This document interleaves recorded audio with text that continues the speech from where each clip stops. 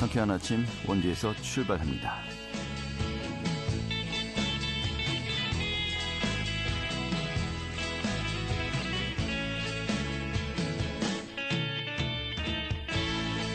안녕하십니까. 12월 13일 수요일 아침 인사드리겠습니다. 상쾌한 아침 원주에서 출발합니다. 진행이 한태호입니다.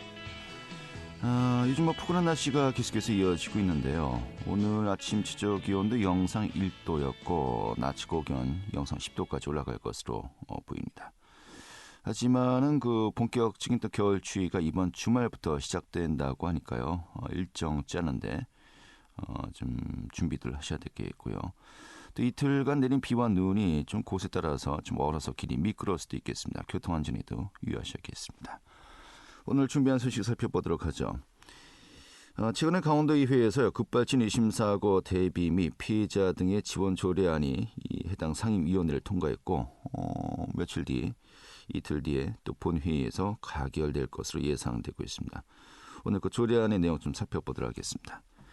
원주시 청소년 꿈 이룸 바우처 지원 사업 현재 높은 참여를 보이고 있다고 하는데 그 사업 내용 좀 현황 또 살펴보도록 하겠고요. 또 평창군 청소년 문화의 집에서 올해 초부터 함께 학생들이 논의해서 마련된 정책을 평창군에 의제를 전달했다고 합니다. 오늘 또 직접 이야기도 들어보도록 하죠. 12월 13일 수요일 상쾌한 아침 원주에서 출발하겠습니다.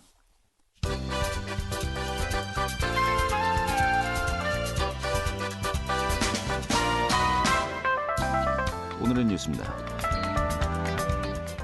서울의 청량리역까지 운행하고 있는 중앙선 고속열차가 서울역까지 연장 운행될 것으로 전망됩니다. 코레일은 현재 경북 안동역과 원주를 거쳐 서울역 간의 KTX 이응 운행 연장에 관한 철도 사업 계획 변경 신청서를 국토교통부에 제출했다고 밝혔습니다.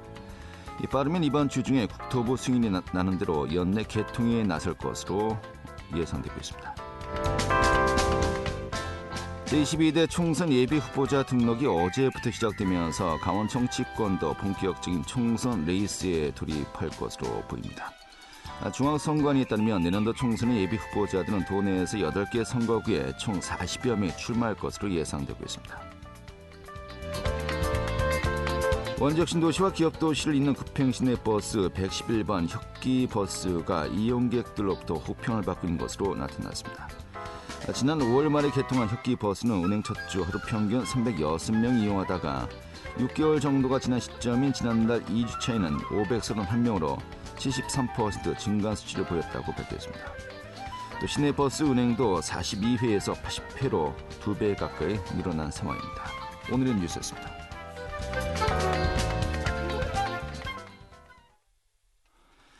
네, 지난해 12월이었죠. 강릉에서 급발진으로 추정되는 이 사고가 발생해서 이 손자가 숨졌고요. 또 할머니가 사실 또 이제 경찰에 입건되기도 하면서 좀 사회적으로 많은 논란이 있었습니다. 이런 가운데 최근에 강원도의회 차원에서요. 급발진 의심사고 대비 및 피해자 등 지원 조례안이 해당 상임위원회를 통과했고 또 본회의에서도 통과될 것으로 예상되고 있습니다. 오늘 이 내용 살펴보도록 하죠. 강원특별자치도의회 김용래 의원 연결하겠습니다. 의원님. 네, 안녕하세요. 예, 반갑습니다. 자, 이번에 그 해당 조례안 김용래 의원님이 대표 발의를 했고요. 또 도의원 전원이 동의해서 공동 발의한 것으로 이제 알려지고 있습니다. 이 급발진 의심사고 대비 및 피해자 등 지원 조례안. 이게 해당 상임위원회는 지난달 말 이제 통과가 된 겁니까? 네, 그렇습니다. 얼마 전인 12월 6일은 강릉 급발진 의심 사고로 목숨을 잃은 도연이의 사망 일주기였습니다. 예. 너무 늦지 않게 급발진 관련 조례를 제정하게 되어 다행이라 생각하고 1년이 지났지만 다시 한번 도연이가 편히 쉴 수 있기를 바라겠습니다. 도연이 사건을 계기로 강원특별자치도 급발진 의심 사고 대비 및 피해자 등 지원 조례안을 발의하게 되었는데요. 예. 본 조례안은 급발진 의심 사고에 대비하기 위한 교육과 기록장치 시범 설치, 그리고 피해자 법률 상담, 피해자 및 그 가족의 심리 상담 치료 등 급발진 의심 사고에 대한 대비와 사후 지원에 대한 내용을 담고 있습니다. 네, 그렇군요. 애초에 그 급발진 의심 사고 대상자 선별 또 사업 내용을 정할 수 있는 심의위원회 설치 이런 내용도 있었습니다만은 이 부분은 좀 삭제가 된 것 같아요. 네, 조금 아쉽게 생각하고 있습니다. 그러니까 아무래도 그 급발진 의심 사고가 법률상에 아직 명확하게 규정되지 않았기 때문에 예. 지원 대상자를 정할 때 위원회를 구성하여 신뢰도를 높이려고 했던 점이 있고요. 그밖에 급발진 대비 교육 내용 구성과 피해자 지원에 대해서도 전문가의 의견을 청취하고자 하는 취지였는데 예. 상임위 논의 과정에서 위원회 관련 규정이 모두 삭제되었습니다. 네. 그래서 아직 제도의 본격적인 시행 전이기 때문에 향후에도 필요하다면 개정을 통해 개선해 나갈 생각입니다. 네. 자, 이 또 핵심되는 것이 이제 법률의 개정이 필요한 거 아니겠습니까? 사실 급발진 의심 사고가 났을 때 그 입증 책임을 이제 제조사가 지도록 하느냐, 이 현재까지는 이 피해자들이 입증해야 되느냐, 사실 이 부분이 어떻게 보면 이제 그 모든 사안들의 좀 가장 핵심인 것 같습니다만은 이 부분이 이제 법 개정이 이뤄져야 사실 이런 부분들이 좀 더 이제 그 여러 가지 원활한 신뢰 효과를 나지 않을까 싶습니다만 이런 부분들은 현재 논의가 어떻게 이루어지고 있습니까? 그 2010년부터 2022년까지 급발진 의심 사고는 모두 766건에 달하고 이 순간에도 사고의 위험은 누구에게나 노출되어 있습니다. 네. 지난 9월에는 도연이 아버님과 함께 국회에 올라가서 강릉 지역구인 국회의원인 권선동 의원, 그리고 또 원주 출신 국토교통위원회 박정화 의원, 그리고 춘천 출신 국토교통위원회 허영 의원과 간담회를 갖기도 했는데요. 예. 국회에서도 여러 법률안을 제안하고 있는 것으로 알고 있습니다. 최근에는 국토교통부가 제조사의 그 페달용 블랙박스 설치를 제조 과정에서 의무화하는 방안을 제시했지만 제조사가 받아들이지 않은 것으로 알고 있습니다. 예, 알겠습니다. 이 부분은 뭐 계속해서 좀 논의가 이어져야 될 것 같고요. 일단 해당 조례안에서는 관용차만이라도 이 페달 블랙박스를 설치하자, 시범 설치하자 이 부분이 이제 포함되어 있군요. 네, 그렇습니다. 이게 아무래도 그 설치 비용이 조금 들다 보니까 네. 그 제조사가 아마 조금 기피하고 있는 사항인 것 같고요. 국회에서는 그리고 그 선택으로 할 수 있게 좀 하려 해도 피해자가 나중에 이제 그 차를 구매하시는 분이 네. 비용이 더 들면 옵션을 선택하지 않을 가능성이 많기 때문에 의무화시키긴 좀 어려울 것 같다는 생각이 있고요. 네. 현재로서는 그 강원특별자치도에서도 모든 사람에게 지원해 주면 좋겠으나 그러면 또 예산이 많이 들기 때문에 일단 시범적으로 관용 차량에다가 설치하고 그 효과가 입증이 되면 점차 넓혀갈 생각으로 갖고 있습니다. 알겠습니다. 당초에는 이제 이틀 뒤군요. 이달 15일에 본회의에서 이제 의결할 예정이라고 이제 되어 있는데 예정대로 그 좀 심의가 이루어질 것 같습니까? 가결이 이루어질 것 같습니까?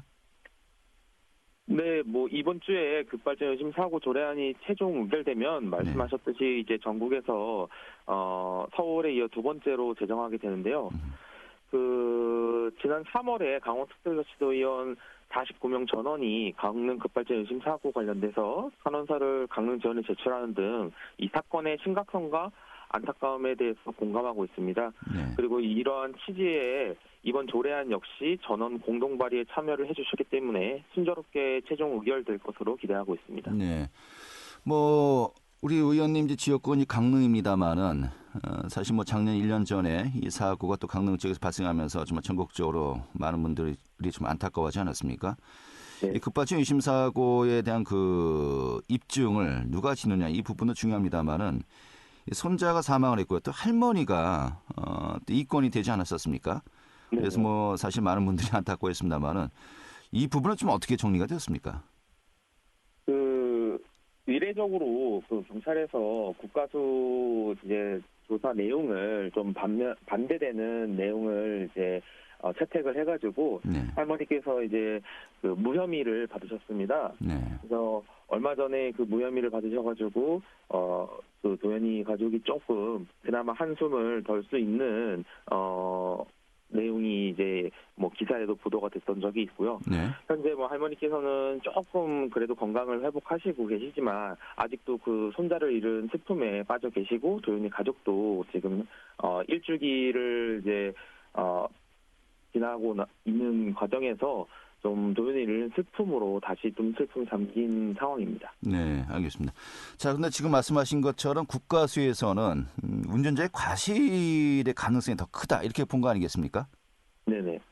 이게 아까도 이야기했듯이 여러 가지 그 해당 급발진 유심 사고를 추정할 수 있는 그런 데이터 같은 것이 이 차량에 부착되지 않았기 때문인 것은 이제 알고 있습니다만은 자, 그럼에도 불구하고 경찰이 무혐의 판단을 내렸다. 사실 이게 지금 어떠한 또 근거를 가능했는지 또 많은 분들이 궁금해하고 있거든요.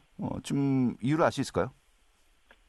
그 EBR이라는 이제 네. 차량의 내장 채광 내부에 이제 부착되어 있는 기록을 가지고 하는데 네. 이게 사실 요즘 대부분의 차들이 스마트 차가 되지 않습니까? 그래서 그 스마트 차에 우리 컴퓨터로 치면 CPU를 기능을 하는 이제 두뇌 같은 역할을 하는 차량 기록 장치에 계속 그 엑셀을 밟아서 풀 엑셀을 밟아가지고 쭉 올라가서 사고가 난 거다라고 기록이 되는 겁니다. 근데 네.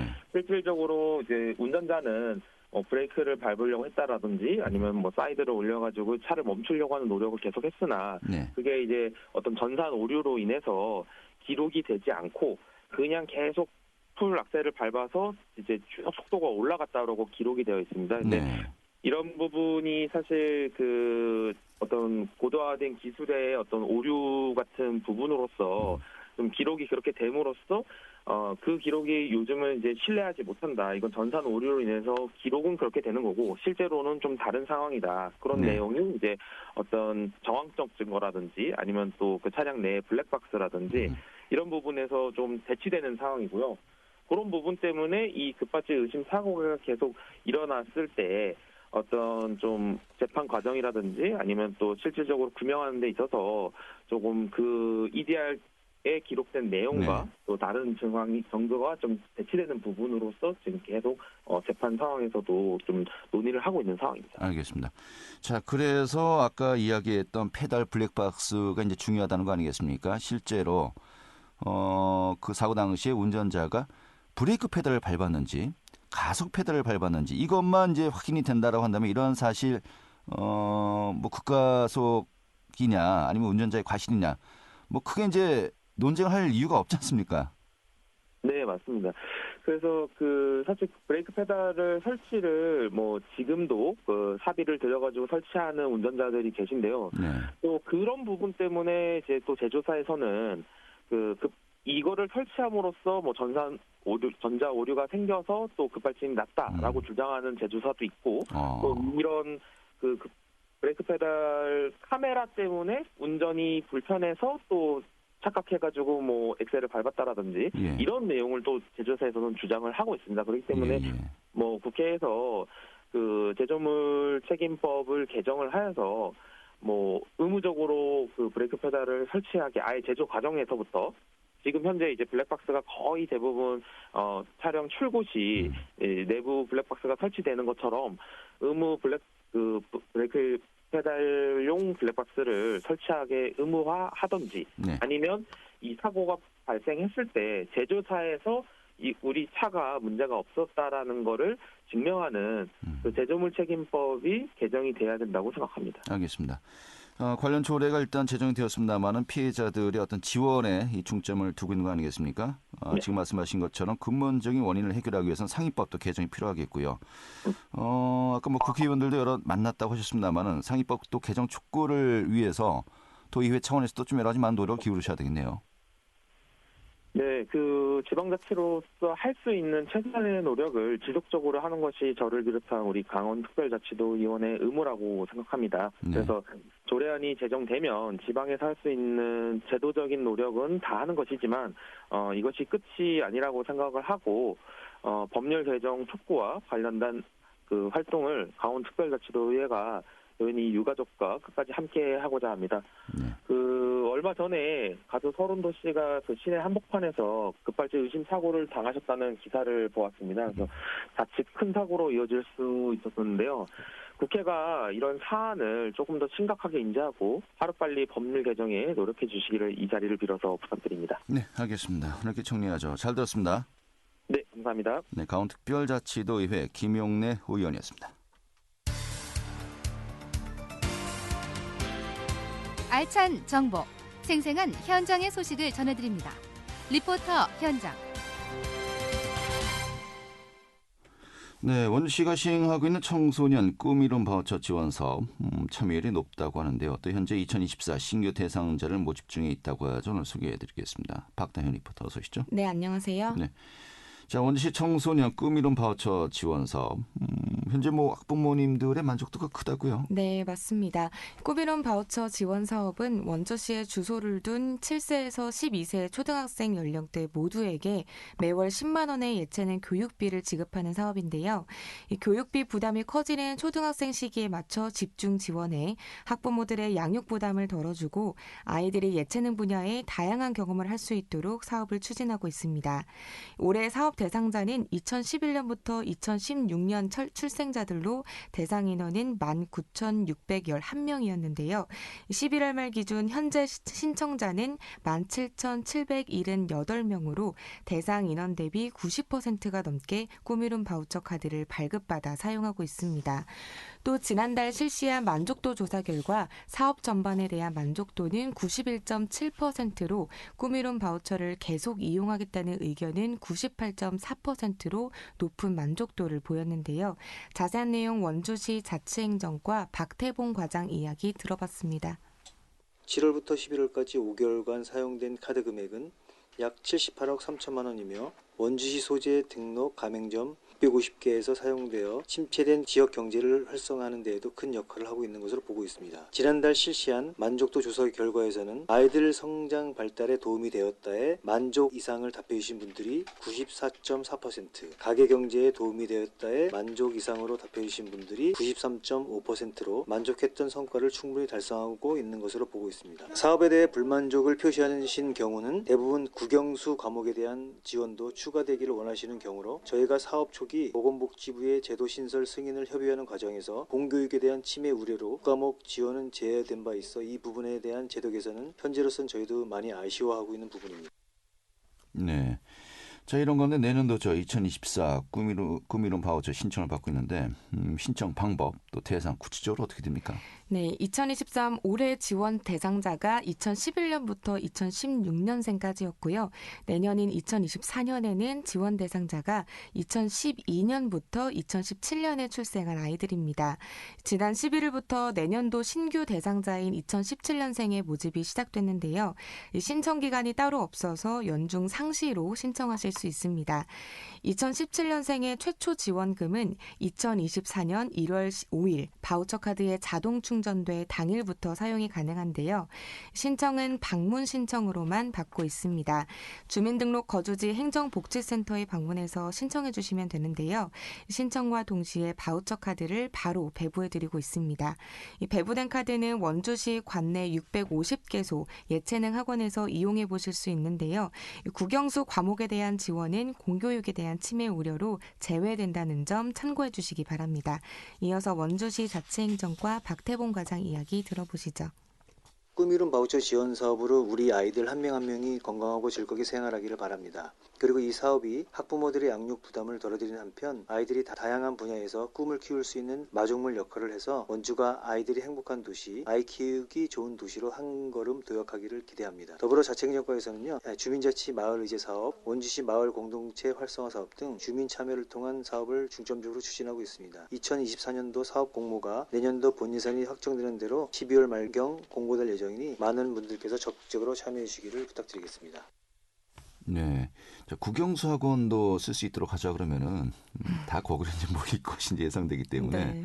애초 이 제도의 취지와 이제 맞지 않는 것 같기도 하고요. 결국은 이 사업을 통해서 우리 학생들 아이들이 다양한 또 경험을 할 수 있도록 하자는 거 아니겠습니까? 네. 이 부분이 좀 강조가 돼야 될 것 같습니다.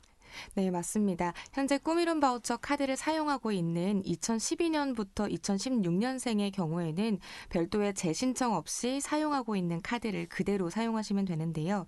혹시라도 해당되시는 분들 중 아직 신청 안 하신 분들이 있다면 언제든 신청이 가능합니다. 주소지 행정복지센터 방문하셔서 꼭 혜택 받아가시기 바랍니다. 네, 잘 들었습니다. 네, 감사합니다. 박다현 리포터였습니다.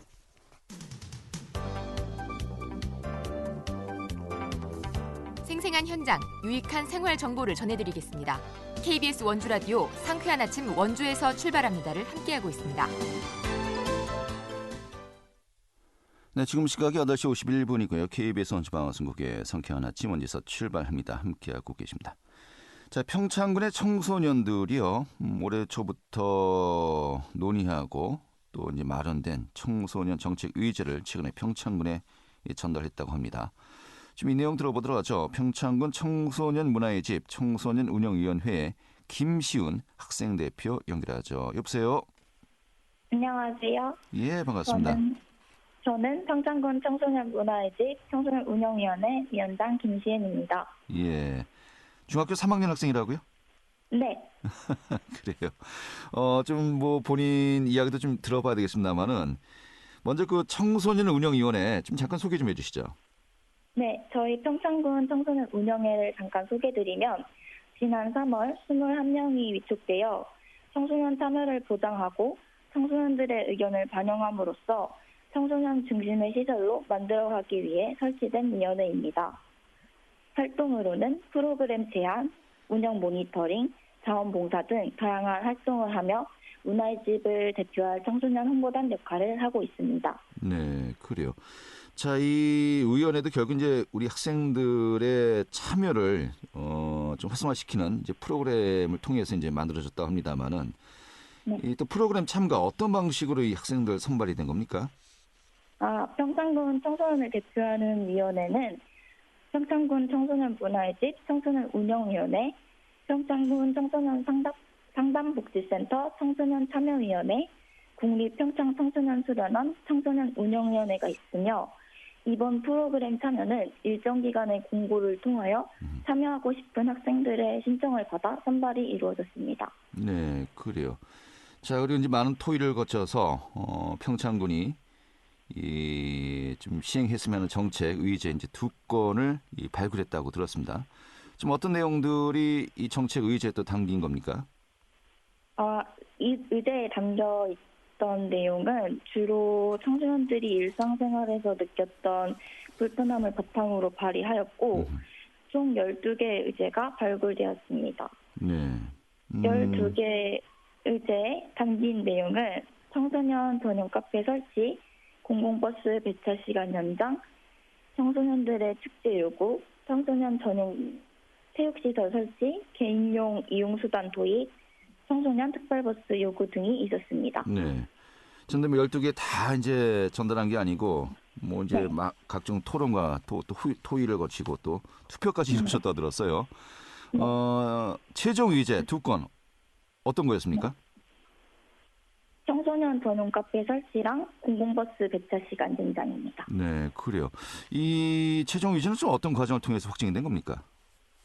10월에 평창군 12개 중고등학교 학생자치회에서 토론을 통해 12개 의제를 6개 의제로 도출하였고 그것을 바탕으로 관내 청소년을 대상으로 10월 23일부터 30일까지 8일간 약 500명의 청소년이 투표에 참여하여 6개 의제를 2개로 압축해 최종 확정이 되었습니다. 네, 그렇군요.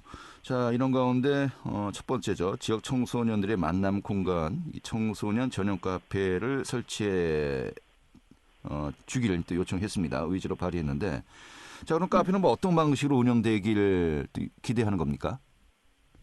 투표 1순위였던 청소년 전용 카페 설치는 청소년들이 자유롭게 공부도 하고 음식도 먹으면서 일상생활에서의 스트레스를 풀 수 있는 곳이 부족하기 때문에 네. 청소년들이 공부나 간단한 회의를 할 수 있는 공간으로 자유롭게 이용할 수 있고 간단한 음료를 적정 가격에 판매하기를 요청했습니다. 네, 그래요. 또 공공버스 연장 운영도 요청을 했는데 아까도 이야기했습니다마는 이 프로그램에 또 참여해서 여러 학생들이 함께 의제를 발굴하고 또 이제 논의 과정 중에서 굉장히 여러 가지 많은 또 과정들 거치지 않았습니까? 또 학생 대표였는데 이제 주도하면서요. 좀 이제 본인이 느꼈던 소외, 또 감상이라고 할까요? 좀 어떤 것들 생각을 하게 되었습니까?